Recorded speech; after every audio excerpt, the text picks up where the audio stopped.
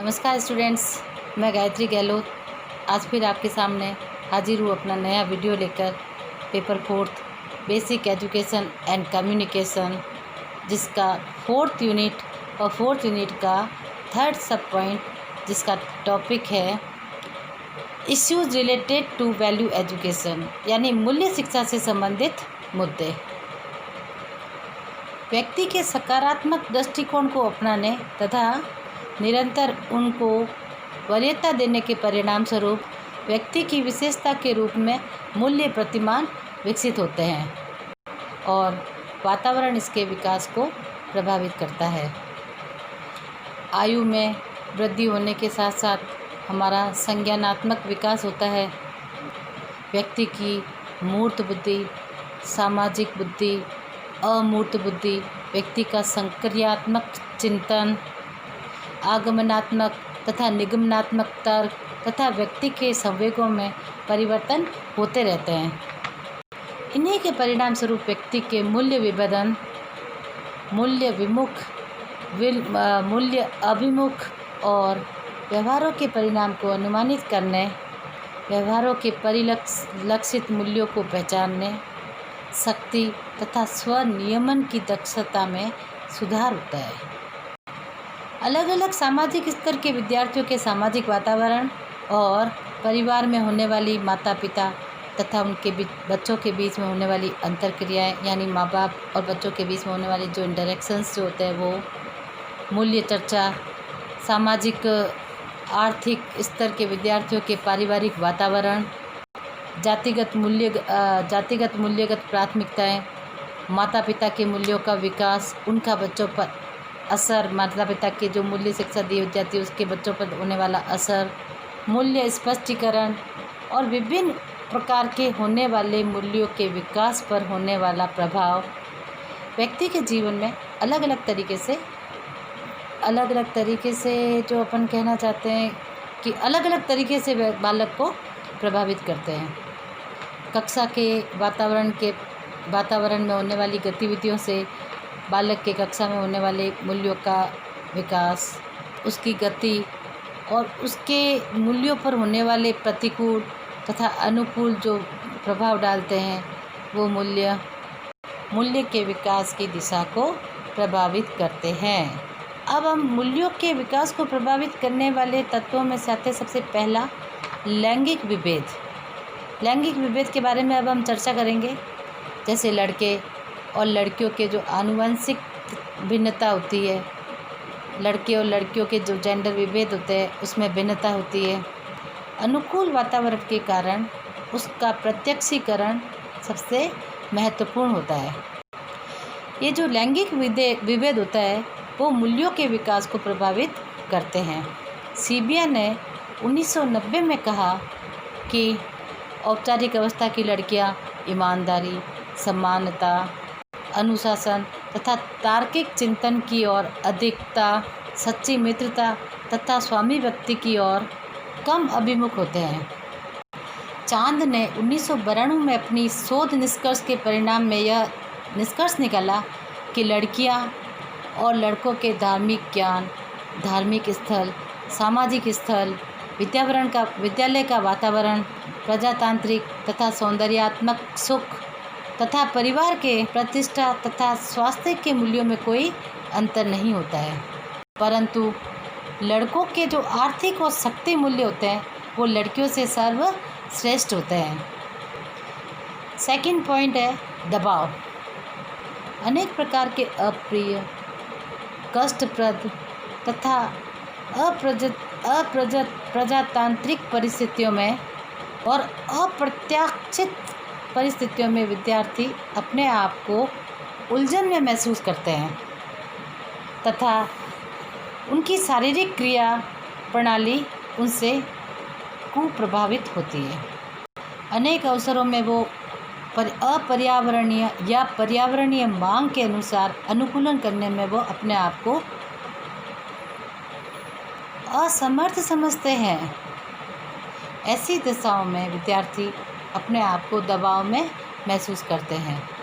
उपाध्याय ने 2003 में कहा कि अधिक तथा कम दबाव को महसूस करने वाले लड़के तथा लड़कियों में मूल्यों के विकास की तुलना में यह पाया गया कि कम समग्र दबाव महसूस करने वाली लड़कियों की तुलना में अधिक दबावग्रस्त लड़कियां परिपक्व प्यार और मूल्यों को अधिक महत्व देती है और साधारण दबावग्रस्त लड़कियां प्रसन्नता मूल्यों को कम महत्व देती है। अब अपना तीसरा पॉइंट है नशीले पदार्थों का सेवन।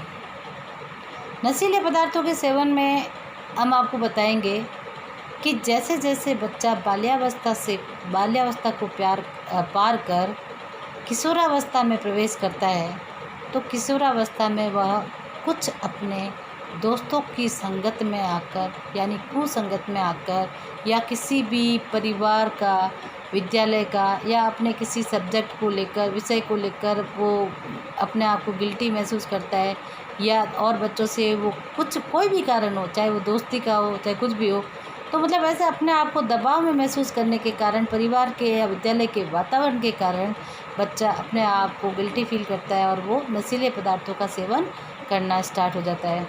कई बार विद्यार्थी अपने दबाव को किसी के सामने बता नहीं पाता है, उसका दमन नहीं कर पाता है, तो वो नशीले पदार्थों का सेवन करने लग जाता है।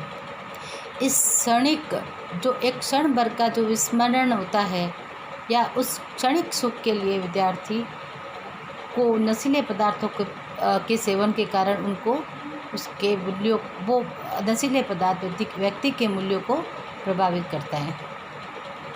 गौतम ने 1992 में कहा कि ड्रग्स लेने वाले विज्ञान तथा कला संकाय वाले छात्रों में विद्यार्थियों के वैयक्तिक मूल्यों में कोई अंतर नहीं पाया गया। अब लैंगिक भेद, दबाव तथा नशीले पदार्थों की सेवन के बाद में हम आते हैं अपने नेक्स्ट पॉइंट पर, जो है आयु कैसे मूल्य शिक्षा को प्रभावित करती है या व्यक्ति के मूल्यों को प्रभावित करती है, क्या मुद्दा है उसके बारे में हम चर्चा करेंगे। आयु बच्चों के मूल्य प्रतिमान को प्रभावित करती है। सीबिया ने 1990 में कहा कि 7-8 वर्ष के जो बालक होते हैं उनमें ईमानदारी, आज्ञा पालन तथा बड़ों का कहना मानना, बड़ों का सम्मान, बड़ों का सहयोग, समानता, दयालुता, आत्मानुशासन, आत्मनियंत्रण, ध्यान केंद्रण, सृजनात्मकता, साहस तथा क्षमाशीलता वाले मूल्यों से परिचित थे। वे जिज्ञासाओं, न्याय, सहायता, सत्य तथा असत्यता में भेद तथा तार्किक चिंतन में वो भेद नहीं मानते थे। वो बच्चे कौन थे? 7 तथा 8 वर्ष के जो आयु के बालक थे वो बालक। 11 तथा 12 वर्ष के जो बालक है वो भी 7 तथा 8 वर्ष के बालक के आयु जैसे ही थे। वो भी इन जो तार्किक मूल्य के जो चिंतन के जो मूल्य हैं उनको नहीं मानते, परंतु आत्मानुशासन, आत्मनियंत्रण, आत्म केंद्रण, ध्यान केंद्रण, साहस तथा सहयोग का पक्ष बहुत कम लेते थे। 14 तथा 15 वर्ष की आयु के जो बालक होते हैं वो 11 तथा 12 वर्ष की आयु के बालकों जैसे ही थे। वे ईमानदारी, आज्ञा पालन, दयालुता तथा समानता और क्षमाशीलता का पक्ष कम लेते थे, परंतु सहायता तथा सहयोग के मूल्यों में वो अधिक पक्ष लेते थे। पक्ष नहीं, समानता तथा सहयोग के मूल्यों में वो अधिक चेतन होते थे। और कुछ शोध परिणाम ये बताते हैं कि आयु व्यक्ति के मूल्यों को प्रभावित नहीं करते और कुछ शोध कहते हैं कि आयु व्यक्ति के या बालक के मूल्यों को प्रभावित करते हैं। अब अपना नेक्स्ट पॉइंट है बुद्धि किस प्रकार मूल्य शिक्षा को या बालक के व्यक्ति के मूल्यों को प्रभावित करती है, इसके बारे में अब हम चर्चा करेंगे। सामान्यतः ये माना जाता है कि अधिक अमूर्त बुद्धि वाले जो बालक होते हैं वो किसी भी प्रकार का कोई निर्णय करते हैं उस समय वो तर्क बुद्धि का अधिक सहारा लेते हैं। इसके कारण उनके मूल्य जो होते हैं सामान्य तथा कम बुद्धि वाले बालकों से अधिक श्रेष्ठ होते हैं।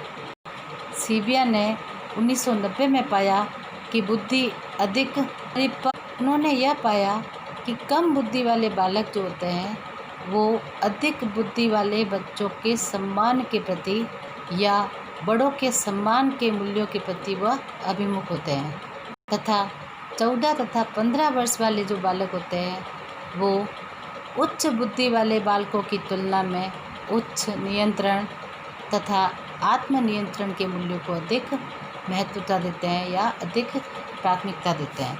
अब हम आते हैं अपने नेक्स्ट पॉइंट पर, जो है सामाजिक आर्थिक स्तर तथा संरचना। सामाजिक तथा आर्थिक स्तर वाले बच्चों के मूल्यों में अंतर होता है। इन बच्चों के मूल्य भिन्न होने के कारण उनके प्रत्यक्षीकरण तथा उनके मूल्यों पर प्रभाव पड़ता है।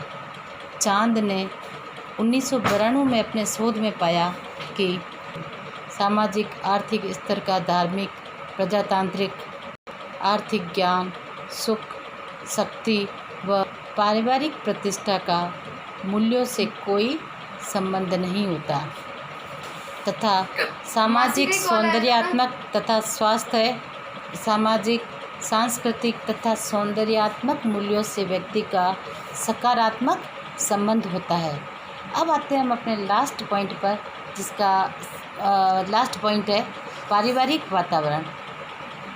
व्यक्ति के मूल्य में पारिवारिक वातावरण का क्या हाथ है या क्या पारिवारिक वातावरण से उनके मूल्यों को कैसे प्रभावित करते हैं, इसके बारे में अब चर्चा करेंगे। कोई भी व्यक्ति या बालक अपने दैनिक जीवन की जो चर्चा है या दैनिक जीवन का अधिकतम भाग अपने परिवार में व्यतीत करते हैं। व्यक्ति के जीवन का दिन का आधा जो समय है, आधे से भी ज़्यादा, वो उसके परिवार में व्यतीत होता है।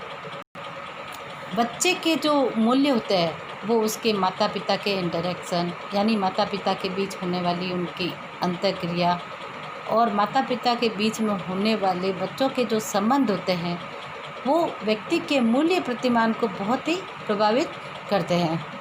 सीबिया ने 1990 के शोध में यह पाया कि परिवार के वातावरण में माता पिता के व्यवहार, माता पिता का स्पष्टीकरण, स्वीकरण तथा अस्वीकरण बच्चों के मूल्यों को प्रभावित नहीं करते। न्याय मूल्य के बारे में इनके परिणाम जो सीबिया ने 1990 में अपने शोध में दिए, उन्होंने कहा न्याय मूल्य के बारे में इनके परिणाम बिल्कुल भिन्न हैं। उच्च स्वीकरण वाले बच्चों के माता पिता की तुलना में उच्च विमुखता वाले बच्चों का झुकाव न्याय झुकाव की ओर होता है। उर्मिला रानी ने 1991 के शोध में यह पाया कि माता पिता के व्यवहार या उदार या कठोर अनुशासन वाले ग्रामीण विद्यार्थियों के नैतिक निर्णय को प्रभावित नहीं करता। उन्होंने यह पाया कि माता पिता की मृत्यु तथा उनका तलाक, यानी माता पिता का डिवोर्स हो जाना, विद्यार्थी के नैतिक मूल्यों को प्रभावित करते हैं। इस प्रकार हमने देखा मूल्य शिक्षा से जो संबंधित मुद्दे हैं उसमें लैंगिक विभेद, परिवार का वातावरण, सामाजिक तथा आर्थिक स्तर, आयु, बुद्धि, नशीले पदार्थों का सेवन तथा विद्यालय वातावरण किस प्रकार से व्यक्ति के मूल्यों को प्रभावित करता है। इन फैक्टर्स के बारे में अभी हमने चर्चा की आपसे। अब हम पढ़ेंगे मूल्य उन्मुखीकरण के तरीके तथा मूल्य अधिगम का मूल्यांकन। विद्यार्थियों की सोच, विद्यार्थियों की भावना तथा व्यवहार में परिवर्तन व्यक्ति का मूल्यांकन करता है। व्यक्ति के सोच में आए हुए परिवर्तनों का मूल्यांकन, व्यक्ति की भावनाओं का व्यक्ति यानी विद्यार्थी, यहाँ मेरा व्यक्ति कहने का मतलब होता है विद्यार्थी की भावनाओं तथा उसके व्यवहार में मूल्यांकन तथा व्यक्ति के व्यवहार व आचरण में के बाद में उसके बदलाव का मूल्यांकन, औपचारिक तथा अनौपचारिक स्थिति में अवलोकन, विद्यार्थी के व्यवहार तथा उसकी पूर्व निश्चित परिस्थितियों में अवलोकन तथा भागीदार के रूप में एक प्रेक्षक द्वारा व्यक्ति का या विद्यार्थी का अवलोकन और विद्यार्थियों द्वारा स्वमूल्यांकन। और अब लास्ट में हम पढ़ेंगे अपना मेन पॉइंट, मूल्य उन्मुखीकरण के तरीके या मेथड ऑफ वैल्यू ओरिएंटेशन, यानी मूल्य उन्मुखीकरण के क्या तरीके हैं। नंबर 1, कार्यशालाएँ यानी वर्कशॉप्स।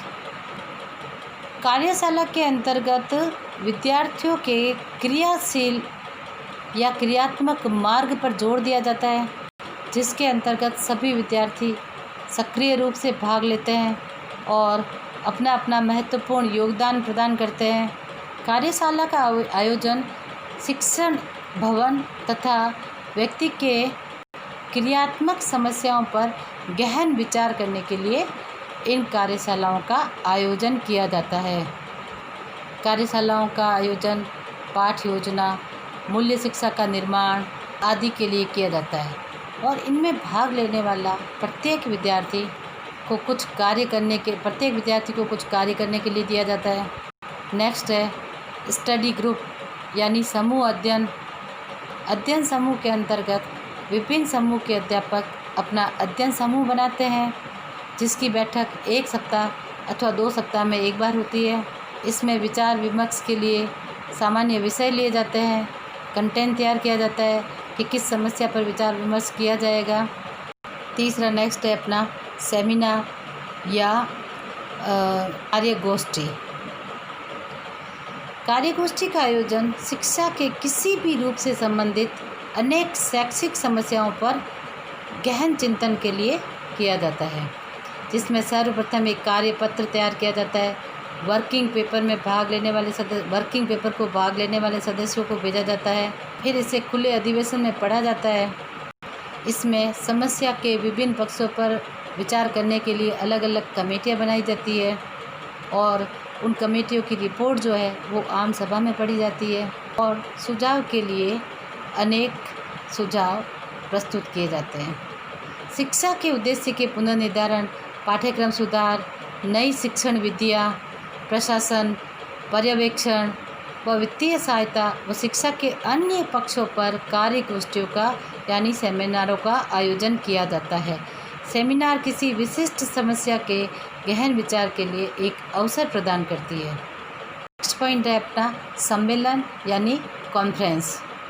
पाठ्यक्रम के संशोधन, पाठ्यपुस्तकों का चुनाव, सफल शैक्षिक परीक्षणों के परिणाम, पिछड़े बालकों को निर्देशन तथा दैनिक शिक्षण के प्रत्यक्ष रूप से संबंधित समस्याओं पर विचार करने के लिए अनेक प्रकार के सम्मेलन आयोजित किए जाते हैं। नेक्स्ट पॉइंट है अपना रिफ्रेशर कोर्स।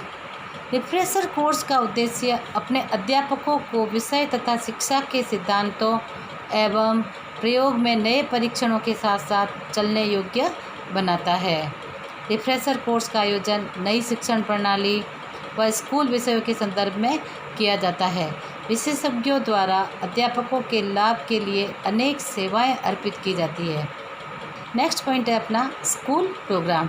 स्कूल प्रोग्राम के अंतर्गत क्लब, मीटिंग, अध्ययन मंडल, विद्यालय में प्रदर्शनी, प्रयोगात्मक प्रोजेक्ट, फिल्म शो, प्रदर्शन, पाठ, भाषण व पुस्तकालय सेवाएं भी अध्यापकों को सेवाकालीन शिक्षा प्रदान करती है।